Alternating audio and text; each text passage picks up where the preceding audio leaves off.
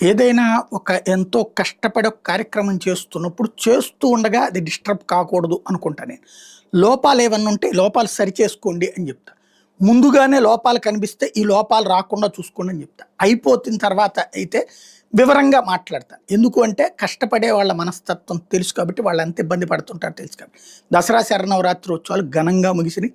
గతంలో కంటే ఓ 10% మంది భక్తులు ఎక్కువ దర్శించుకున్నారన్నట్టుది ప్రభుత్వం జెప్తోంది.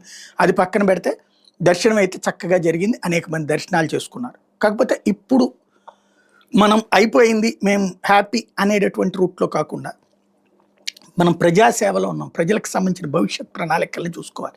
అందులో నేను అబ్జర్వ్ చేసినటువంటి కొన్ని. ఒకప్పుడు వృద్ధులు, వికలాంగులు వీళ్ళందరికీ కూడా చక్కటి సదుపాయం ఉండేది. ఇప్పుడు ఇంత ట్రాఫిక్ కంజెషన్ లేదప్పుడు. సిస్టమాటిక్‌గా ఉండేది. ఇప్పుడు అంటే ప్రత్యక్షంగా ఏళ్ల తరబడి చూసిన వాడిని కాబట్టి 89, 90 దగ్గర నుంచి నేను